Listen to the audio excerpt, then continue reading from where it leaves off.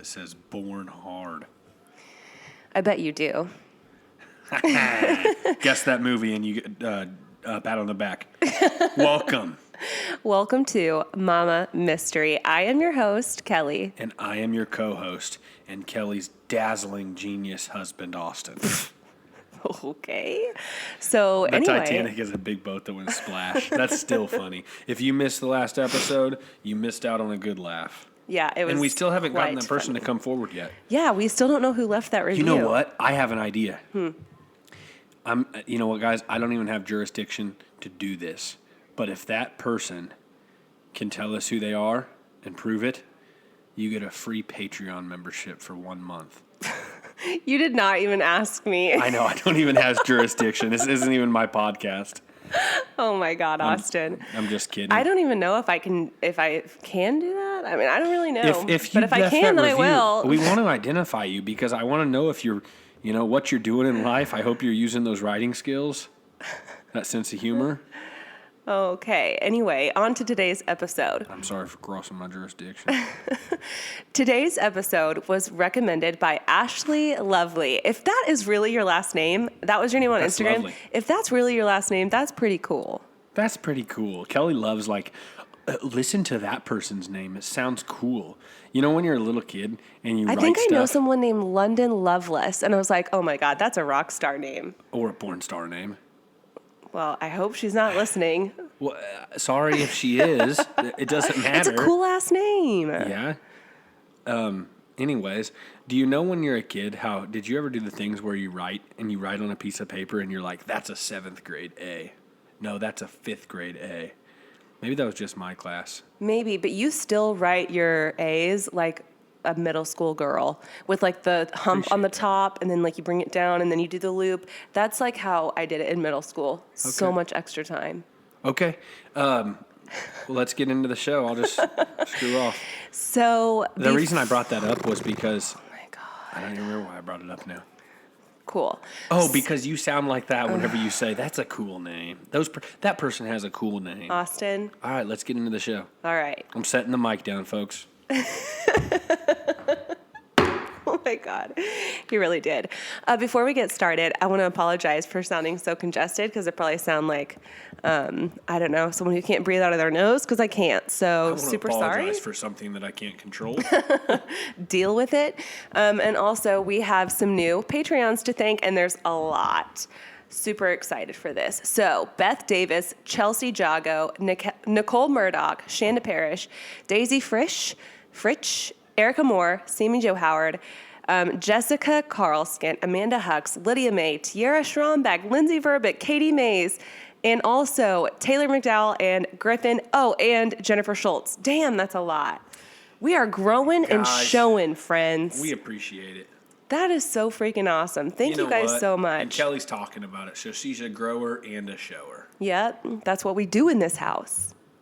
Anyway, so today's case is about a man named Kevin Bacon.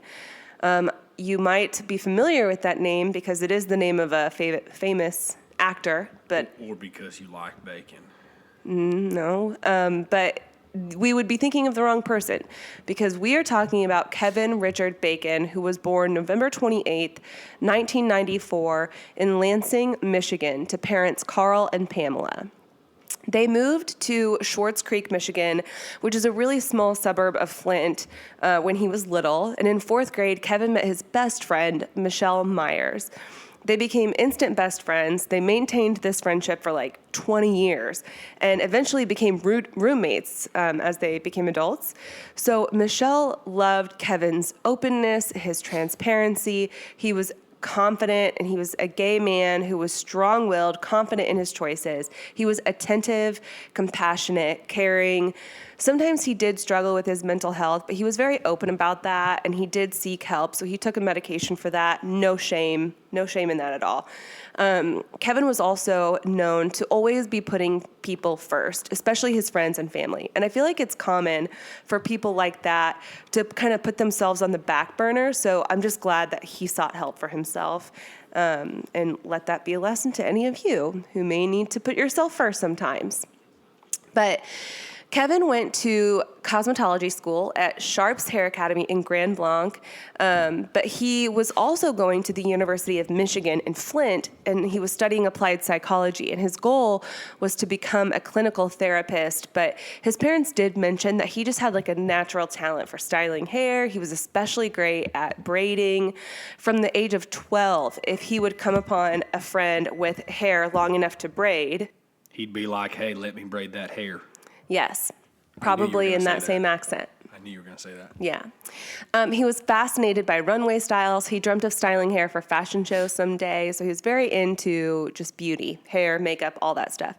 So while in school, he worked at a few different hair salons, and he experimented on himself even with bold hair colors and makeup trends. He was 6'2", so a pretty tall guy, and he was tatted up with tattoos that all held a lot of personal meaning to him. He even had some tattoos honoring the famous YouTube star Jeffree Star. Have you ever heard of him? I have. You have? That really surprises me. I've heard With you as little listening as you to know his- about everything, it surprises me that you know about Jeffree Star. Yeah. I've heard you listening to him. Go ahead. I didn't say it, the review said it. Drop it. Okay, so anyway, he also had cats named Smokey and Fuzzy, and he also had a dog named Hannah. Gosh, there's a lot of details about this guy. So sweet. I'm just trying to introduce you to who he is, Okay. round him out as a person. Okay.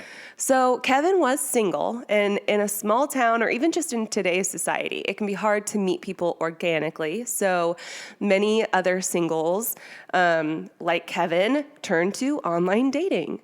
But here's the thing about online dating. Anybody can make a profile, and it requires no background check. So literally anyone with just an email address can create an account.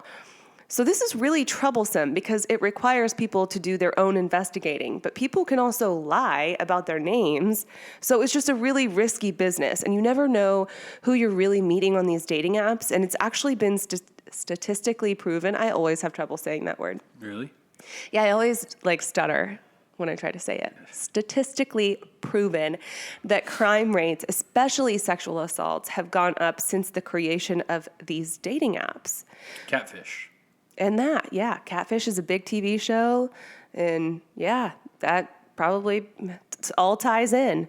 But anyway, Kevin's dating app of choice was an app called Grindr, which, if you don't know, it's an app for gay, bi, trans, and queer people. It's location-based, so it shows you which users are near your current area. And from my understanding, it's kind of like a hookup app, so like Tinder for I think more people LGBTQ. are probably, if I had to guess, that more people are probably on it to mingle rather than to find a real relationship. Yeah, for sure. Yeah, they're just kind of looking to hook up, but just hit it and quit it kind of situation. Knock You it know out of all the- about those. What? Just kidding. So- His face. What? What? Keep going. So anyway, One more rude comment to me and I leave. okay. So on December 24th of 2019, Kevin met someone named Mark Latunsky on Grindr. He told his roommate Michelle that he was going to meet up with someone and that he would check in later. He left his apartment around 5:30. And about an hour or so into his date, he texted Michelle to let her know that he was having a good time and that he didn't know when he would be back. He told Michelle that if his mom called, to just tell her that he was sleeping. And then at around 6:20, Kevin's phone was turned off. So the next day was Christmas, and Kevin was supposed to meet up with his family that morning for breakfast. And when he didn't show up, his parents were concerned because it wasn't like him to just not show up or not call. Especially on Christmas morning, probably. Especially on Christmas. He was very considerate and punctual, so this was totally out of character for Kevin. So they can't get a hold of him. Michelle can't get a hold of him. And as the day goes on, they're becoming more and more worried. Michelle tells them that he was meeting up with someone he met on a dating site the night before, and this was a huge red flag to his parents. So they contact the police to report him missing, but police don't immediately officially declare him as missing. His friends and family start searching for Kevin, and one of the first things they do is start retracing Kevin's steps. So they ping his phone, and the last time it pinged was near a Family Dollar in a little shopping strip. So they go there and they actually find his car in the parking lot. And inside his car were his wallet, keys, money, phone, and a bag of clothes. And Michelle was able to identify that these were the clothes that he went out in the night before. So it was alarming to his friends and family because he didn't have like a change of clothes with him. So it's just bizarre. Like, why would all of his clothes be left in his car? That's strange. It's weird. So unfortunately, the shopping mall did not contain any surveillance cameras, and the search for Kevin begins to expand. His friends and family are all attempting to get the people at Grindr to hand over any information they can to help them find Kevin, but Grindr absolutely refused to hand over any information. So a few days go by. It is now the 28th, and Kevin has been missing for 3 days when police finally catch a break. Somehow they were able to access information on Kevin's phone and access his Grindr account, revealing the messages that he exchanged the night that he went missing. And they can see like who he was planning on meeting up with. Mm-hmm. They come upon these messages with a 50-year-old man named Mark Latunsky, and they figure out who he is and where he lives and head to his house to conduct a welfare check. So Mark's home was this really pretty brick house, and it kind of reminds me of like an old schoolhouse, but maybe a little more modernized. It's just a quaint little home, brick home, located in Bennington Township. It sat back on a property not near any other houses, so it was a little secluded. Mark Latunsky, a little bit about him.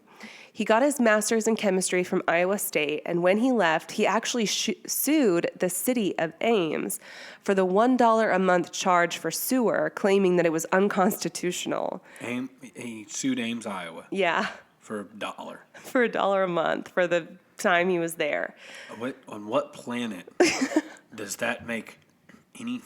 on what planet can you make it make financial sense to sue somebody for $1 a month? I don't care if it's like 60 months. Like, it costs more money to get an attorney. Yeah, to go through all that, like, your time has to be worth way more than more details on that, but it's really unnecessary. $1 a month. I don't know if he won. I didn't even care to look, honestly. I'm assuming he didn't. Mark threw $7 million after a $75 lawsuit. Yeah. 7,000, whatever. Whatever. So he was also married to a woman named Emily from 2001 to 2013, and they had 4 kids together. But in 2010 and again in 2012, he was officially diagnosed with severe reoccurring chronic depression with psychotic features, adjustment disorder, and anxiety with paranoid schizophrenia with borderline personality traits. Sheesh. That's a mouthful. That's a laundry list of some shit. Of diagnoses, yeah. He was prescribed medications for these diagnoses, and when he took these medications, he was fine. But if he missed them, he was unbearable. Isn't that so crazy? Like, to think that there's people that they're unbearable. Mm-hmm. They can't live in society. They can't function as a human. But then if they take their medications, it solves literally all of it. Mm-hmm. There's people, like, I know of people who, like, if they don't they refuse to take them and they want their life to be this jumbled mess. It just sounds like a nightmare. Yeah, and there's it's really sad. The argument that some people use is that they feel like a zombie when they're on the medications, and you just want to shake them, and it's like, no, but you're acting normal. Like, this is the most normal we can get out of you. They but can't understand that's what normal is. Yeah, and so it's really sad because it's not their normal. It's not, and normal's such a subjective word in anything totally. in life. So it's like weird. Yeah, like, you're weird. Well, we're all weird. Yeah, like, I was acting what's normal. Your version of weird? Yeah, what's your version of normal? Right. Yeah, so... so he was he had some serious shit. He had some serious shit going on. Emily eventually filed for divorce, citing a few times when he was really difficult or impossible to handle. So she said there were many times he wouldn't sleep, and he would just stay up watching like torture videos and horror movies. And he would threaten to get rid of the kids' animals. He would refuse to bathe or shave. One time he kidnapped 2 of his kids and kept them from their mother, violating their custody agreement. And another time he refused to let any of them leave his house, including Emily. So this was just a few of the instances he had with Emily. On another run-in with police, he was caught on his dad's property. And when they asked him who he was, he lied and told them his name was William Dean and that he killed Mark Latunsky with, quote, the stroke of a pen, end quote. He told the cops he killed himself, but wait, he told his cops he killed somebody? Yeah, But it was himself? But it was him. And I don't know what that means by the stroke of a pen. And what would have happened? Like, did they not say, well, you're under arrest? I don't know what ever actually came of that. I don't know if anyone came and vouched for him, like, no, listen, he's got some issues and he's unmedicated. But that was just one of the other instances that he had to run in with police. So Sounds like a heck of a guy to meet up with on Grindr. yikes. Gosh. So when Mark and Emily divorced, he moved on from Emily and married a man named Jamie Arnold. Their marriage lasted about 5 years, but separated. They separated prior to Mark's run-in with Kevin because Jamie said, quote, Mark started saying some very unusual and unreasonable things, accusations. He claimed that the neighbor was polluting our water. He claimed that his family was not his family, that his biological family was not his, that his children were not his. He said, I can no longer bathe in the house because it was toxic, unquote. So Jamie also said that he would come home to Mark entertaining other men in the house while he was there. And I'm using entertaining, I understand you know what I mean. Yeah, we're just not going to get graphic with it because this isn't that kind of podcast. Yeah, well, give it time because this story gets crazy. But anyway, he would come home to him, hanging out with these other dudes. And he would even try to involve Jamie in the activities, but he wanted no part of it. He even said in an interview, like he would see what was going on, then go make dinner and just go to bed because he just wanted to get away from it. So ultimately, they separated in September of 2019. And it was only 2 months later that police were knocking on Mark's door looking for Kevin Bacon. Wait, I thought this was happening on December 24th. So it was 3 months later. September, October, October, November. October. Oh, you're right. You should have just seen Kelly. She went to count and she put her thumb out first and then the other ones and she looked like a little kid. All right, so 3 months later. I'm sick. Leave me alone. I'm sick. going to blame it on that. Guys, So- Kelly's so much sweeter when she's sick. Thanks. Okay, so anyway, when Mark answered the door, he was wearing nothing but a leather kilt. And Mark, That's the picture on the Instagram. that's the picture on our Instagram. I don't know if it's the same one. Maybe he owned a variety of leather kilts. Who knows? But Next Mark time is you walk in the house, I'm going to have a leather kilt. please, God, no. God, please don't. All right. Absolutely not.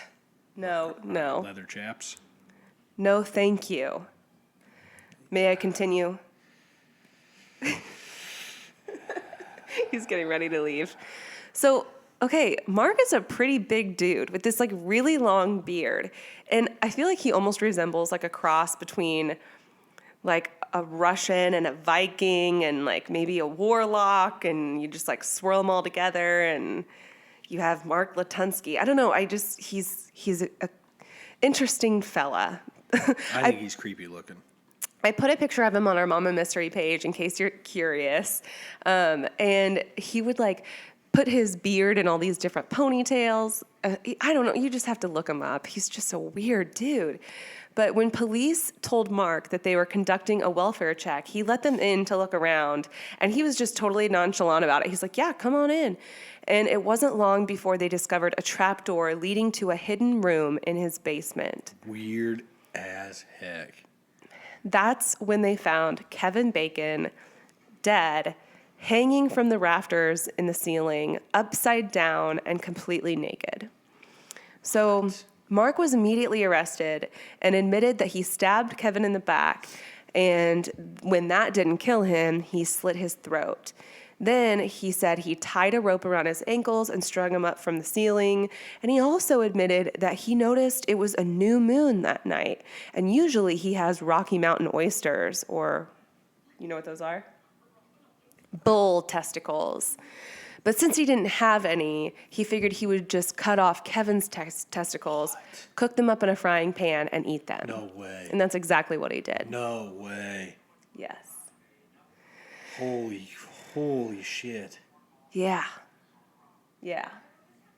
So he also admitted that if he had had more time, he would have continued eating parts of Kevin's body. And Mark's version of the story went like this.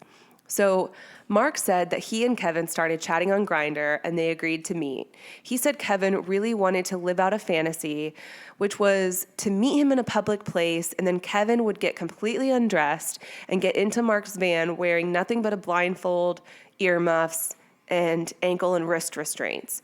So if this is true, it might explain why Kevin's clothes and belongings were found abandoned in his car. There were not any signs of struggle or foul play in or around his car. So I guess it's truly impossible to confirm if this story was true or not. I'm not inclined to believe anything Mark says, but I also know some people just fantasize about weird shit. So I'm not here to judge. Like, who knows? I'm judging. I don't care.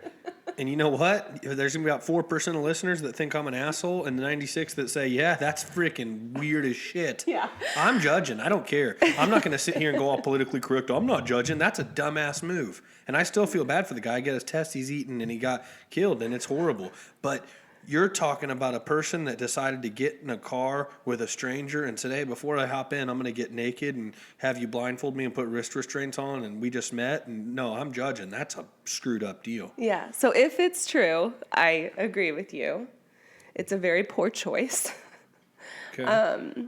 But I guess if it's not true, then you can imagine that maybe he subdued Kevin somehow, maybe got him into his vehicle, unclothed him, then tied him up and put him, you have to think of both scenarios, Let both me set possibilities. this straight, though. I don't not feel bad for him. It's still, I feel bad that Oh, this for happened. sure. I'm not saying that I'm judging him like, oh, he deserved this. No, but, God, no. But very, very, very stupid decision. Yeah, if that was the decision. If that was the decision. Because we don't know for sure if don't that's know. really what happened. I wasn't there. Yeah. So Man. you just don't know. It could go either way. Yeah. So anyway, either way, it doesn't matter. It doesn't matter because it happened. So Mark said Kevin rode in the back of Mark's vehicle all the way to Mark's house. Then they had consensual sex and talked for a while. And he said that Kevin confided in him about some suicidal thoughts that he'd had in the past. And Mark said he offered to help him die.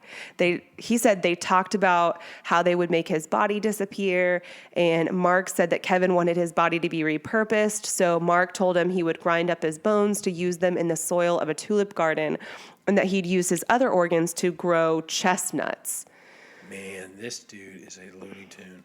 I mean, you can't get much more random than this shit. And detailed as all get out. That's what makes me think it's a lie, because Mark is known to have these psychotic tendencies, these psychotic features that go along with his paranoia and all this shit. And it just makes me think there is a screw completely missing. It's not just loose, it's gone.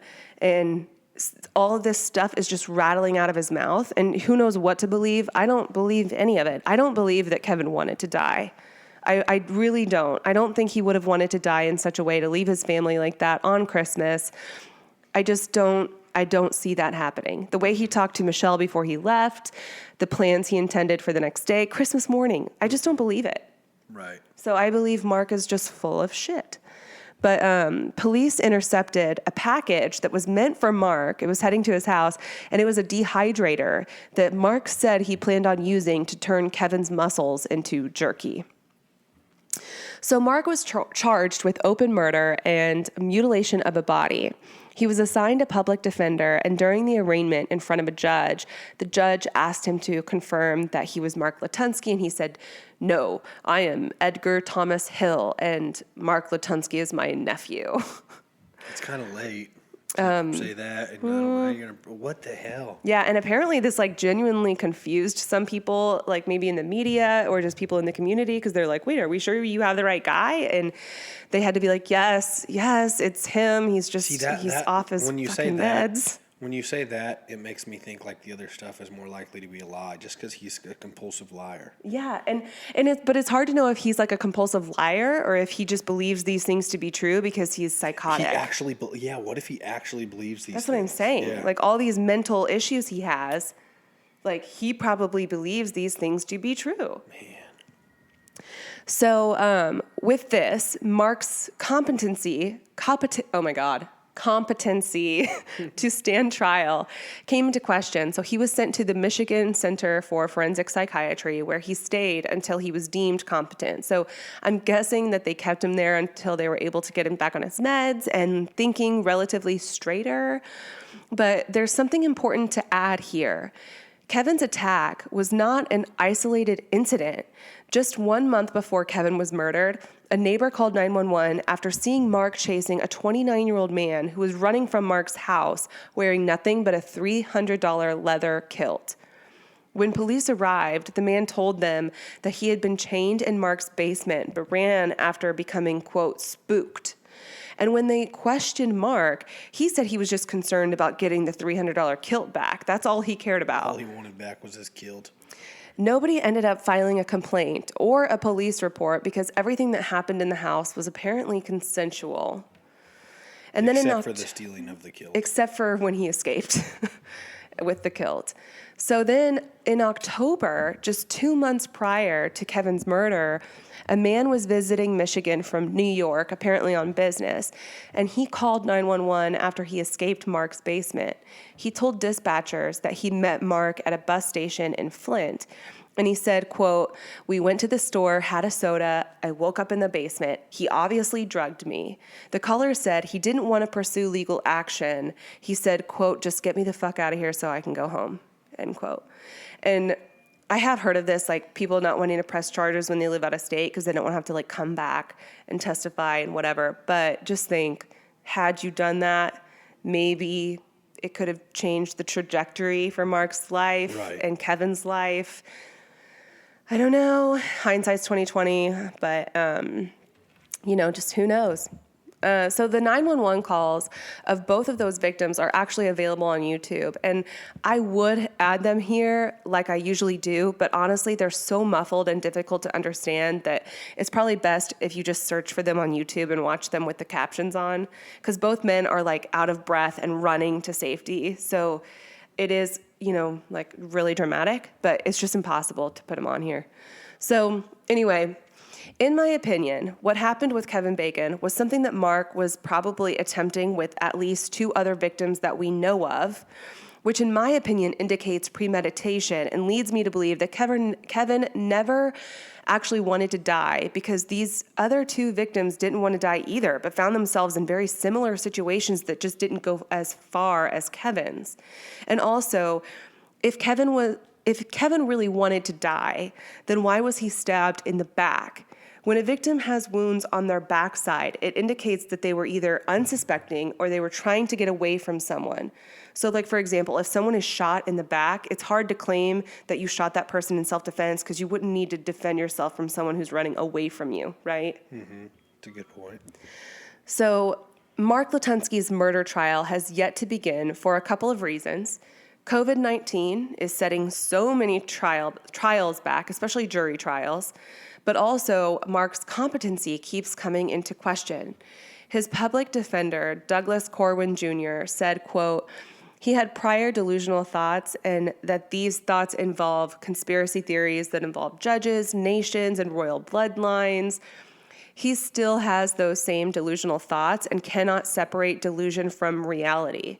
He goes on to say, quote, "The center succeeded in obtaining better behaviors from the defendant, but the underlying reason he was determined to be incompetent is still present," end quote. However, Judge Ward Clarkson ruled on October 5th of 2020 that Mark Latunsky is mentally fit to stand trial.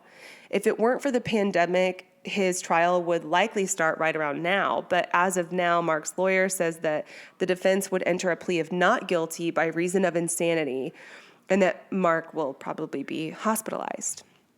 Man. So yeah, it's yet to begin. I wanted to mention one more thing. I mentioned earlier that Kevin had tattoos honoring Jeffree Star.